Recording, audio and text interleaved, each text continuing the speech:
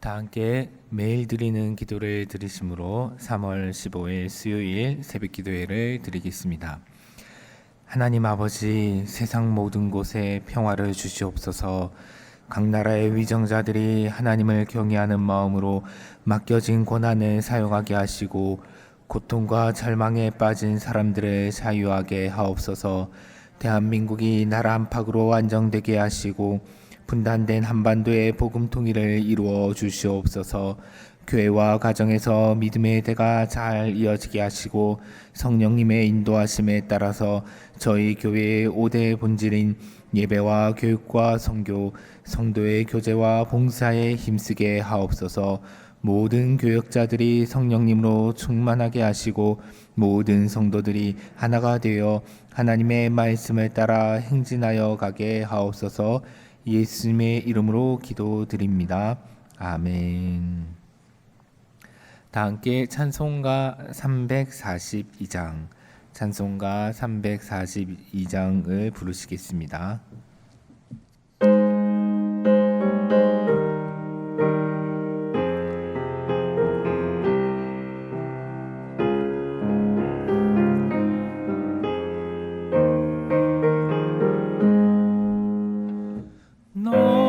시험을 당해 죄 짓지 말고 너 용기를 다해 곧 물리치라.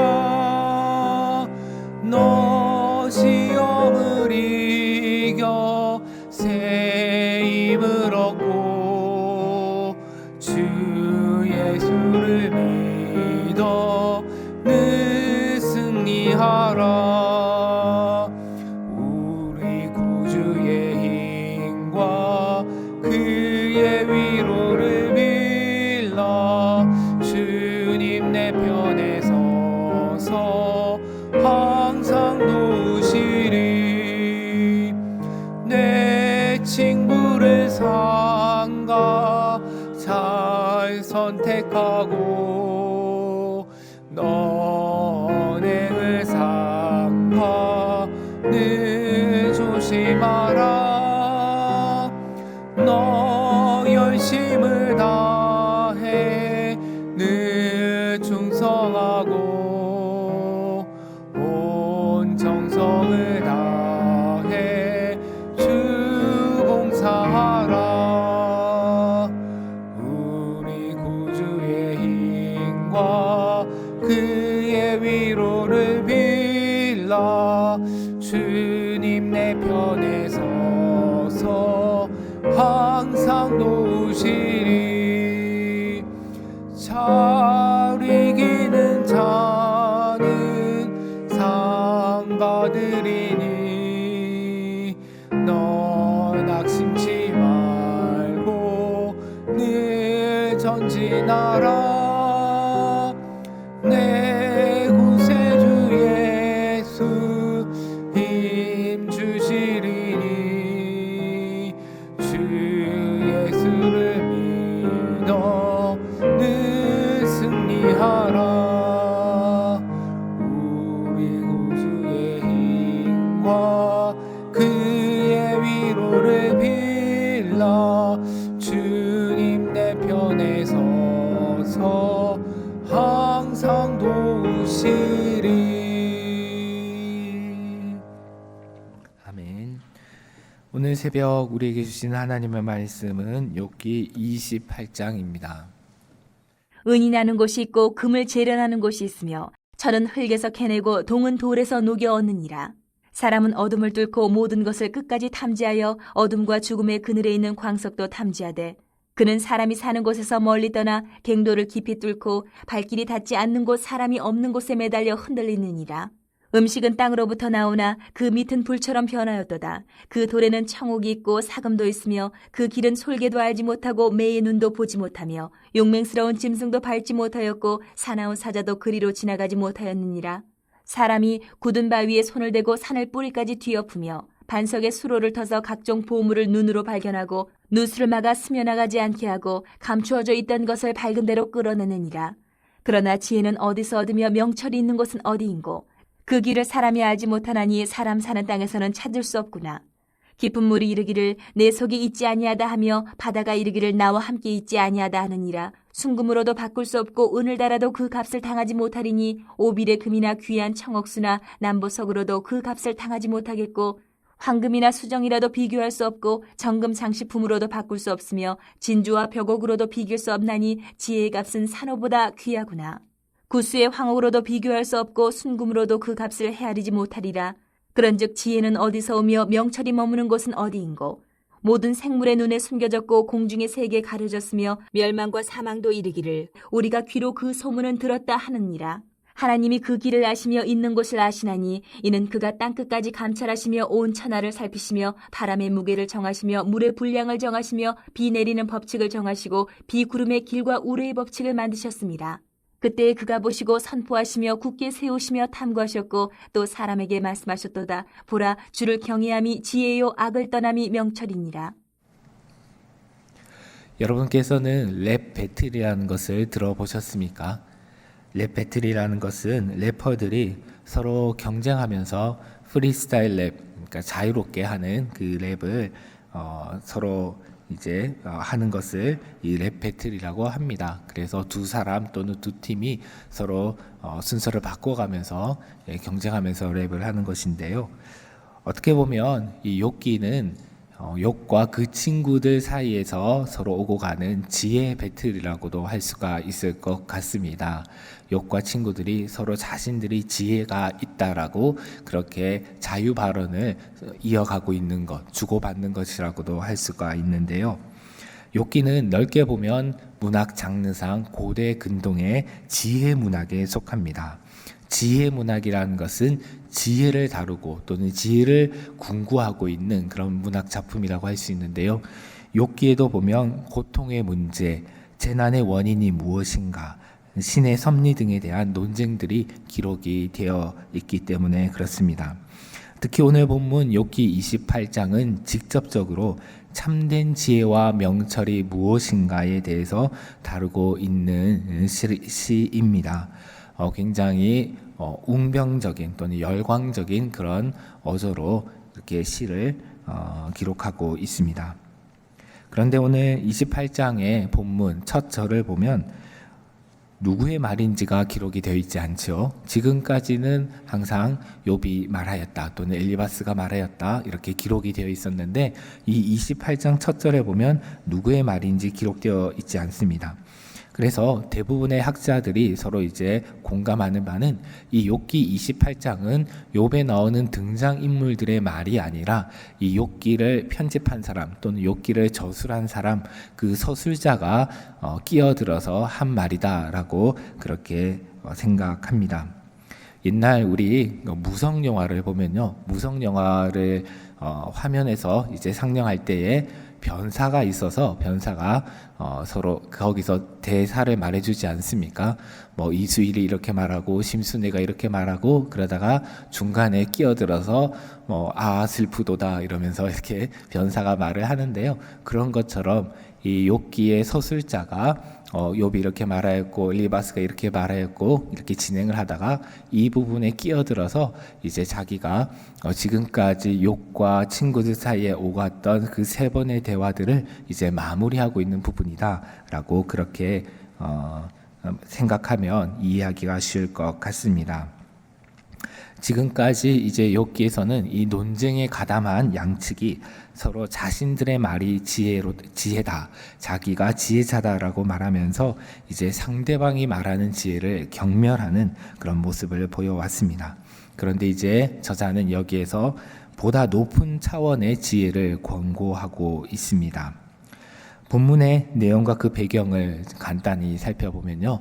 먼저 1절에서 11절에서는 사람의 지혜에 대해서 말하고 있습니다. 구체적으로 광물을 채굴하는 방법과 그리고 야금술이라는 것은 곧 광물에서 구리나 철, 금은동 이런 금속들을 골라내는 기술을 말하는데요. 그래서 이 광물을 채굴하는 방법과 야금술에 대해서 이야기하고 있습니다. 메소포타미아 지역과 마찬가지로 팔레스타인 지역에서는 일반적으로 광물 자원이 부족했습니다. 팔레스타인에는 저급품의 철광석이 많이 매장되어 있지만은 양질의 것은 거의 없다고 합니다. 철은 노천에서도 채굴될 수 있지만은 구리를 채굴하려면 갱도가 필요하다고 합니다. 광석을 채굴했다라는 증거는 주전 3000년경에 이집트 제1왕조 시대의 유물에서부터 발견되는데요. 오늘 본문에 설명된 야금술은 주전 1550년에서 1050년 사이에 남겨진 것으로 추정되는 무덤에 있는 벽화에서 오늘 본문에 기록된 그런 채굴술들을 이제 묘사하고 있는 것을 찾아볼 수가 있다고 합니다. 그리고 여기 오늘 본문에 보면 지하의 갱도를 뚫어서 채광하는 것이 나오는데요. 이런 지하 채광 또는 지하 채굴은 고대 근동에서는 약 주전 2000년경에 시작이 되었고, 그들은 광석층에 도달하기 위해서 지하의 수직 갱도를 파기도 했고, 어떤 경우는 산이나 절벽면 안쪽으로 수평으로 갱도를 파서 그렇게 해서 그 광석을 얻기도 했다고 합니다. 그리고 특별히 이집트에 보면 이런 채굴에 대해서 또는 채광에 대해서 기록이 많은데요. 이집트에서는 이렇게 구리나 터키석 같은 그런 그 보석들을 채굴했던 것들이 이렇게 기록에 많이 남아 있다고 합니다. 그러므로 당시 이렇게 광물을 채굴하고 거기에서 금속, 특별히 값비싼 금속을 골라내는 기술은 이른바 최첨단 지식이었다라고 할 수가 있겠습니다. 오늘날 우리가 스마트폰을 만들고 그리고 그 스마트폰만 들고 있으면 어디서나 간편하게 통신을 할 수 있는 이 IT 기술, 이런 기술이나 또는 요즘 최근 뜨겁게 이슈가 되고 있는 AI, 인공지능 기술이나 또는 우주 끝까지 우리가 우주선을, 탐사선을 쏘아 올려서 그 탐사선으로부터 신호를 받아 우주 끝에 먼 우주의 그 모습들을 우리가 받아보고 분석하는 그런 기술과 지식, 이런 것들에 비견한다라고 할 수가 있겠습니다. 오늘날 이 최첨단 과학기술에 비견되는 이런 지식과 기술, 채광하고 채굴하는 그런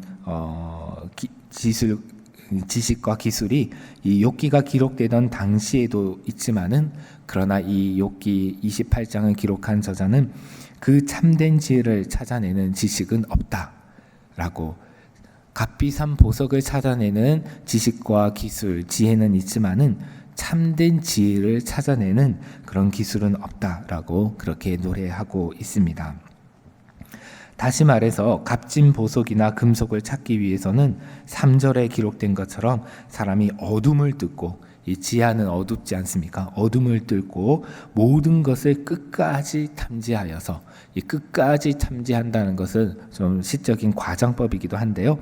어둠과 죽음의 그늘에 있는 광석도 탐지를 한다라고 하였습니다.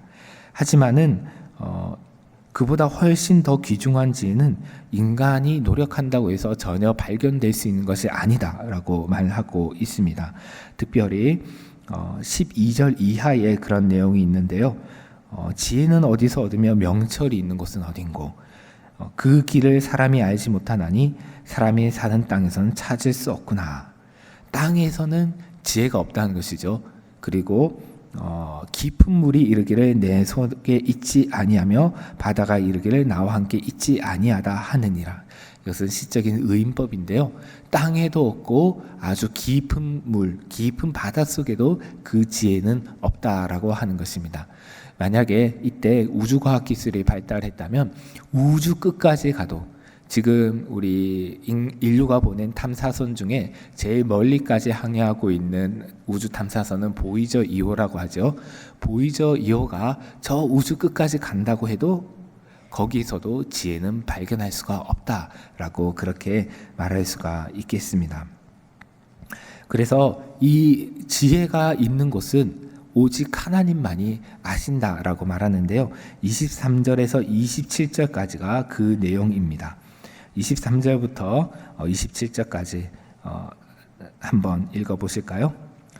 하나님이 그 길을 아시며 있는 곳을 아시나니 이는 그가 땅 끝까지 감찰하시며 온 천하를 살피시며 바람의 무게를 정하시며 물의 분량을 정하시며 비 내리는 법칙을 정하시고 비구름의 길과 우레의 법칙을 만드셨음이라. 그때 그가 보시고 선포하시며 굳게 세우시고 당부하시고 하나님이 그 길을 아신다. 지혜가 있는 곳은 하나님만이 아시고, 그리고 또한 하나님께서는 땅 끝까지 감찰하시며 온 천하를 아신다. 특별히 25절에 보면 바람의 무게를 정하셨다라고 했는데요. 여러분, 바람의 무게가 얼마인지 아십니까? 오늘날 과학기술로도 바람의 무게를 측정할 수는 없는 것으로 알고 있습니다. 그리고 물의 분량을 정하시며라고 했는데요. 이 세상에 있는 바다를 포함한 모든 물의 분량을 정확하게 측량할 수 있는 사람이 어디 있습니까? 그런데 하나님 아신다는 거죠. 이처럼 하나님은 지혜로우시기 때문에 지혜가 있는 길을 아신다라고 했는데, 그런데 28절에서는 결국 또 사람에게 말씀하셨다. 또다 보라, 주를 경외함이 지혜요 악을 떠남이 명철이니라 라고 말하고 있습니다. 결국 지혜는 어떤 모종의 장소에 있는데 그 장소에 가는 길을 하나님만이 아신다라고 하고 있지만은, 사실상 지혜는 하나님과 분리된 것이 아니라 하나님께서 모든 지혜의 근원이시기 때문에 하나님을 경외하는 것, 그리고 악에서 떠나서 하나님의 말씀을 지키고 사는 것이 참된 지혜다라고 그렇게 이야기를 하고 있습니다. 여러분, 어떻습니까? 이 욥기 28장에서는 고난의 문제를 다루면서 이 고난의 원인이 무엇인지에 대해서 욥에 나오는 등장인물들이 서로 지혜에 관한 그런 논쟁을 벌입니다. 이것을 일종의 신정론이라고 할 수가 있는데요. 신정론이라는 것은 영어로 theodicy라고 하는데 신을 정당화시키는 이론입니다. 신이 왜 정당화가 필요하냐? 고난의 상황, 재난의 상황 가운데서는 하나님이 계시다면 왜 이런 일이 일어날까라는 의문이 당연히 들겠죠. 그런 상황에서 하나님을 정당화시키려는 이론이 신정론입니다. 하지만은 신정론으로서는 인간의 지식, 인간의 논리로서는 그 하나님의 뜻과 섭리를 다 알 수가 없고 다 설명할 수가 없습니다. 그래서 어떤 학자는 신정론은 실패했다라고 말합니다. 고난과 재난의 상황에서 신정론은 실패했다. 우리가 최근에 그 튀르키예와 시리아에 큰 지진이 일어난 것을 알고 있는데요. 그 지진 현장에서 신정론, 어떠한 이론으로 하나님께서 이러이러한 뜻으로 이런 일을 행하셨다라고 설명한다고 한들 그들에게 그것이 이해가 되겠습니까? 머리로 이해가 된다고 해도 가슴으로 그것이 받아들여지겠습니까? 그래서 이야기하는 것이 숨은 신입니다. 숨은 신이라는 것은 데우스 아브콘디투스라는 그런 라틴어로 그렇게 말하는 것을 번역하는 것인데요. 숨은 신이라는 것은 항상 부재하면서도 동시에 항상 존재하는 신입니다. 인간의 고통을 방관하면서도 멀리서 이제 팔짱을 끼고 바라볼 뿐 나타나서 도와주지 않는 신이 숨은 신입니다. 성경에 보면 이 숨어 계시는 하나님에 대한 그런 여러 가지 언급들이 나오는데요. 성경에서 뿐만이 아니라 오늘날도 많은 사람들이 이 숨은 신을 경험하고 있지요. 방금 말씀드린 그런 지진, 재난, 사고, 여러 가지 고통 가운데서 사람들은 왜 하나님이 안 계신 것이 아니라 계신데, 존재하신데, 살아계신 전능자이신데 왜 나타나서 도우시지 않는가라는 질문을 던지며 괴로워하고 있습니다. 이러한 것에 대해서 마르틴 루터는 창세기 주석에서 이렇게 말합니다. 그러므로 우리는 하나님께서 가장 나쁜 악마의 형태 아래로 자신을 숨기신다는 것을 반드시 알아야 한다. 하나님께서 악마의 형태 아래로 자신을 숨기신다라는 것은 어제 나온 것처럼 욥이 신이 하나님이 나를 괴롭히신다라고 인식하는 것처럼 때로는 하나님이 악마처럼 나쁜 신처럼 심술궂은 존재처럼 나를 괴롭히신다라는 것을 우리는 그렇게 느껴질 수 있다는 것을 알아야 한다라고 루터는 이야기하고 있습니다. 그러면서 이것이 우리에게 가르치는 것은 하나님의 선하심, 하나님의 자비, 하나님의 능력은 사변을 통해서가 아니라 이론, 논리, 철학을 통해서가 아니라 반드시 경험에 의해서 이해되어져야 한다는 것입니다. 하나님의 선하심, 하나님의 자비, 하나님의 능력은 이론으로 설명되어질 수가 없고 경험으로 우리가 깨달아 알아야 된다는 것입니다. 그래서 그러한 고통 가운데서 우리가 할 수 있는 것은 그저 견디고 주님을 기다려라, 굳게 붙잡으라 라고 말하면서 고통 가운데서 견디고 주님을 기다리고 그 주님을 굳게 붙잡으라 라고 권면을 하고 있습니다. 그것을 오늘 욥기 28장 28절에 나오는 이 용어로 바꾼다면 하나님을 경외하라 라는 말씀일 것입니다. 기도하겠습니다.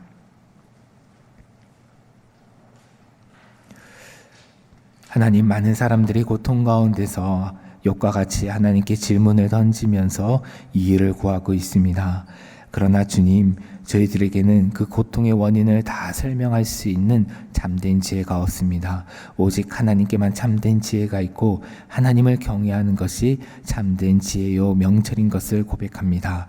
하나님, 고통 가운데 있는 이들이 그 고통 속에서 하나님을 바라보고 견디며 주님을 붙잡고 주님을 경외하며 기다릴 수 있도록 주님 도와주시옵소서. 오늘 하루도 저희 영락의 모든 성도들이 살아가는 삶의 자리 가운데 함께하여 주셔서 많은 위험과 어려움으로부터 보호하여 주시고 혹시 거센 파도를 만난다고 할지라도 그 파도를 능히 헤쳐나갈 수 있는 힘과 도움을 허락하여 주시옵소서. 항상 저희가 항해하는 배에는 주님이 함께 계시다는 것을 기억하고 용기 있고 담대하게 오늘을 살아가는 저희가 되게 하여 주시옵소서. 예수님의 이름으로 기도드립니다. 아멘.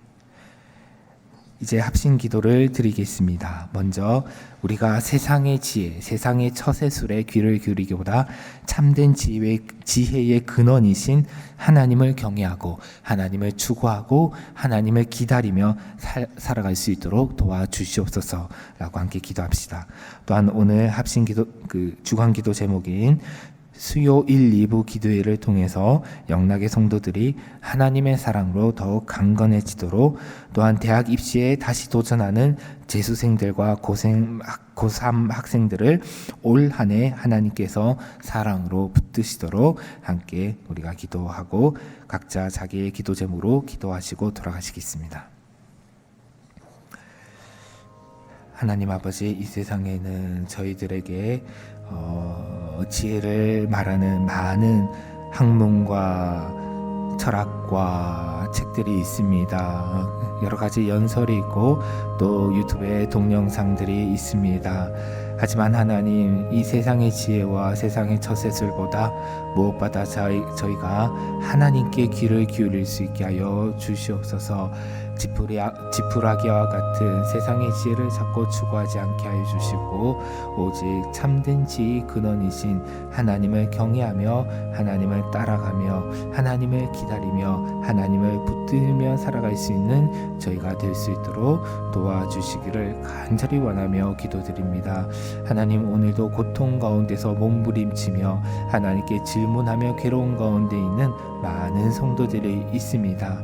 현재 일어나고 있는 일들 또는 자기 자신의 과거의 일 가운데서 일어난 고통의 이유를 알지 못하여서 그 상처로 괴로워하고 있는 성도들을 눈물을 흘리고 있는 주님의 자녀들이 있습니다. 주여, 저들을 불쌍히 여겨주시옵소서. 주님의 아들 주님의 딸들을 불쌍히 여겨주시고 긍휼히 여겨주시고 다가가서 주님의 손을 어루만져 주시옵소서.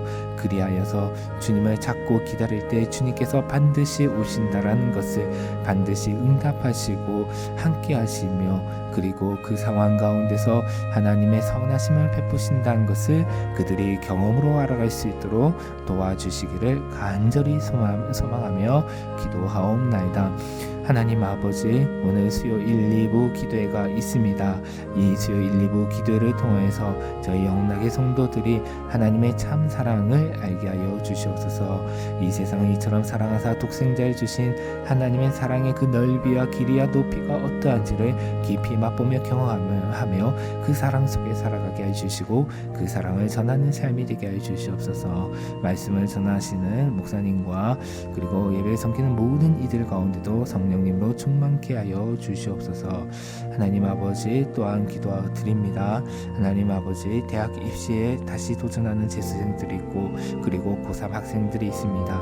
인생의 큰 관문 가운데서 또는 큰 허질 가운데서 두려워하고 떨며 긴장하고 있는 그들 가운데 함께 해주셔서 두려워하지 말라, 긴장하지 말라, 담대하라고 말씀해 주시며 참 지혜의 근원이신 하나님을 찾고 추구하며 살아가게 하여 주시옵소서. 그리하여서 정말 하나님을 경외할 때에 하나님 그들에게 그 당면한 과제들을 잘 풀어 해결할 수 있는 지혜를 더하여 주시고 그들의 앞길을 선히 인도해 주시며 평생 하나님을 경외하며 살아갈 수 있는 그런 삶의 귀한 경험들이 이 올 한 해 공부하는 과정, 입시를 준비하는 과정을 통해서 형성되게 하여 주시옵소서.